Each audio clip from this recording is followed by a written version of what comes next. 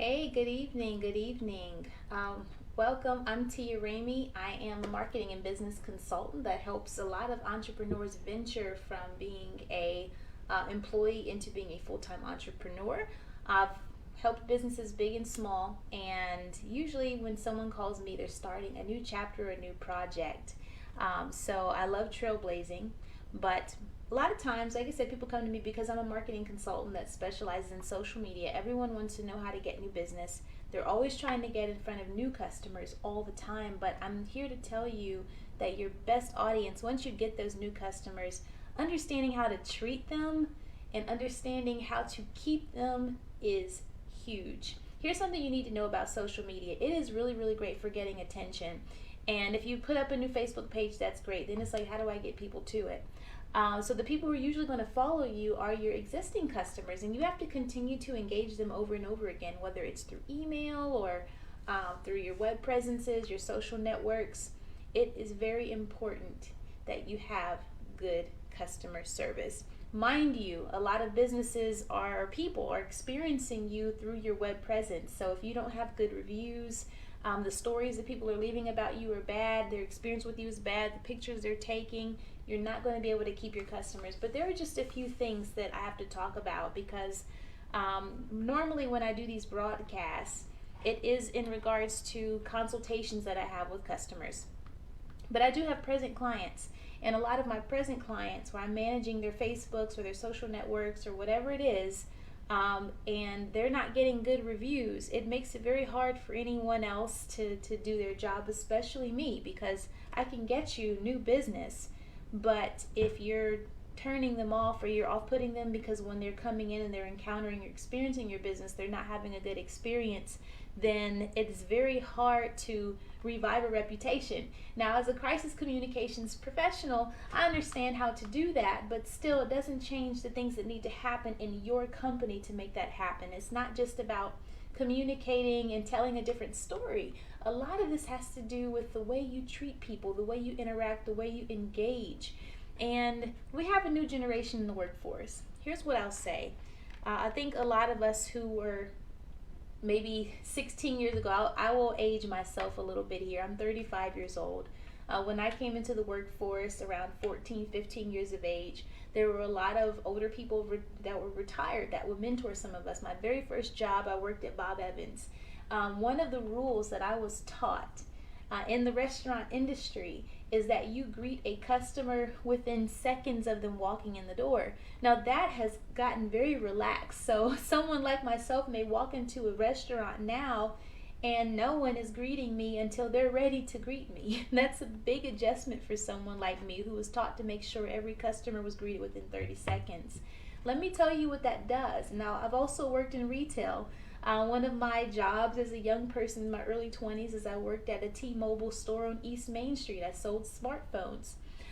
Sometimes people would walk in and it was my job to sell them a phone, but sometimes people were there to pay their bills or they were there because they had technical issues, and we had these long lines that people had to wait in. And so I still, no matter how long that line was, I still had to greet people within seconds of them walking in the door. This is important. These are details that we are missing in a new generation or a new workforce, to be able to greet people. Just simply acknowledge their presence and let them know that you appreciate them being there. Good customer service means you appreciate the fact that another person is planning to spend their money with you, and that has to be honored. It has to, and there's small ways to do that. Just greeting a person as soon as they come in. We understand that you're busy. We understand you have things going on and you have other customers to serve, but do not wait to greet a customer when you're ready or when you're available. Greet them when they walk in. Hello, ma'am. Hello, sir. Or hello. Thank you for coming in. If you don't want to use any sort of gender identity words, fine. Hello, thank you for coming in. We'll be right with you as soon as we can. That is impactful. It just kind of bursts that tension bubble, because if people feel ignored or they feel like you don't see them in that line as long, they may walk out, or they're not going to have a very good attitude once it's their turn to come up to you. Because here's what's happening. And I'm just speaking to people who have these front-facing businesses first and foremost. I know a lot of people may be virtual in your business, but if you do have a front-facing business, it is very important that you acknowledge people as soon as you see them. They're planning to spend their money with you. Maybe you're not the owner of the business, maybe you're an employee. These things, knowing how to treat a person, makes your job much easier. And I understand, trust me, as a person who worked in retail and a person who's worked in the restaurant industry, I know how rude and nasty people can be. But if you want a more pleasant disposition, you're going to have to be the first person to offer it, because they've already made an effort by simply walking in the door intending to spend their money. Them spending their money with you or that company that you work for means that they are here to support your job. And we have got to treasure that, because we're all only here if someone plans to do business with us, right? So make sure that you greet your customers. If you are not a front-facing business, it's very important that you have some sort of protocols in place to answer your phone. This is a big deal. We're talking about a generation, like, let's say relationships, for example. Men used to go off to war, they'd be gone for months, and they come back and they had no question as to whether or not their wife and kids were at home waiting for them. Well, now if you wait too long to answer a text message, people are mad. So do your best. We've got a total different attention span nowadays, guys. Do your best to answer the phone. And it's good to separate a business line from a personal line. I wouldn't want to call your phone and I'm listening to your personal music. Also, try your best, if you've got music and things on your website or music on your voicemail, please remove that. It isn't really the most professional, and you have to make room for the fact that music sets a mood, and the people who are coming to your website, they may not resonate with the mood you're trying to create. This is supposed to be their experience and not yours. So make sure that your outward facing customer experiences are about the customer and not about you. That's very important. Okay, so try your best to answer your phone. I'm saying this because these are also areas of my life where I have to get better. And now that we are all virtual, we're engaging with each other in different ways, and we've got to be much better, much tighter about that. One thing that I had is a service that I would use for telephone reception. Those are very, very popular. They're helpful to have a virtual assistant that can answer your phones and manage your calendar. Maybe you want to get you a calendar link so that way someone can automatically book with you. You want to close the gap on touch points as much as you can. So that's a big deal. And I'm telling you that because I'm a person who manages business pages, and I see the reviews and I see the common complaints, and communication is a big deal. Another point is knowing how to not ignore those bad reviews. You have to know how to apologize. I've run into an issue quite a bit, and I'm speaking from a consumer perspective right now. I've run into an issue quite a bit where a company makes a mistake. Now, when I was coming up, if a company made a mistake, they offered to make it right. I did not have to ask them to make it right. I should never have to ask for a discount, or I should never have to ask you to correct it. The company would take it upon themselves and say, hey, we made this mistake. We're going to correct it. We're so sorry for the inconvenience. Please, please would you consider doing business with us next time? Here's a coupon or something so you continue to return. The customer, you should not argue with your customers. Avoid that. Even if it's, hey, I apologize for the misunderstanding. This is not our intent. We'd like to provide some clarity.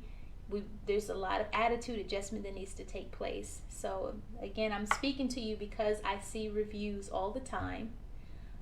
Even when I'm on DoorDash or when I'm looking for something good to eat, I'm seeing a lot of common threads of good food but bad customer service, good product, bad customer service, and people leave. And let me tell you how important customer service is. Where you see someone who has foreign luxury cars and they'd rather spend $50,000 on a car versus they can go to Chevy and get one for $20,000. A lot of times they're paying for the service. That's what they're paying for. They want to be treated well. That's important. It can make a $20,000, $30,000 gap in how someone is treated. Of course, this is the time of Amazon. People are always willing to buy things cheaper. But what's going to make me want to buy this bag on Amazon versus me wanting to come into the store? It is the experience. And you need to understand the experience your customer is having with you. It's very important. Major companies understand this. They do put some effort into getting new business, but they put that much more effort. They almost double their budget on keeping and retaining the existing business that they have. And they do that through customer service training.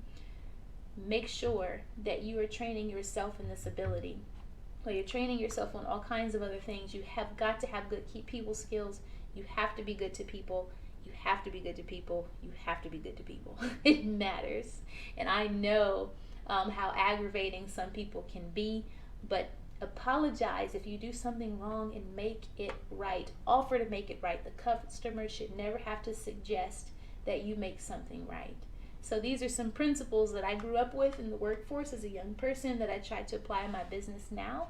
Another thing is make sure that you over deliver and under promise. That's okay. We all got to get tighter in these areas, but we don't want to make sure that we're not always late on our deliverables all the time, and we don't create a pattern of being late. Sometimes we're overextended. Sometimes it's a matter of managing expectations with our customers, because sometimes you can agree to do something and this customer becomes a whole lot more demanding than what you intended. So you have to really be sharp in your communication skills and understanding the processes and managing those expectations a step at a time, and that takes a lot of communication to do, and we're all very busy. And it's amazing that we have all these new communication skills that enable us to communicate constantly, but we're not getting better at communicating. So we've got to put some old-fashioned principles in place. So remember what I said: greet your customers, greet them fast, return their phone calls, be responsive to their emails, don't ignore bad reviews, address them. Take ownership, apologize, make it right. These are big things. So it's great if you're the best cook, but that may not be enough. People love being treated well. And the way you treat people is the difference in premium pricing versus the low pricing. So if you want to be premium, you want to charge high, it's not just about how much it costs, the cost of goods are. It's also about the cost of the service that you provide as well. And people will pay more for great service. It's important. This is how you stay in business. A lot of us can get customers, and your good cooking and those pictures that you post on social media or whatever it is that you're putting out there, that will get you customers. But what keeps you your customers is how you treat them. And every customer should feel very special. This is a relationship they have with you. Every single one, especially if you're a service-oriented industry. That relationship they have with you is important, and you want to maintain that, because your customers then start to become your new sales reps.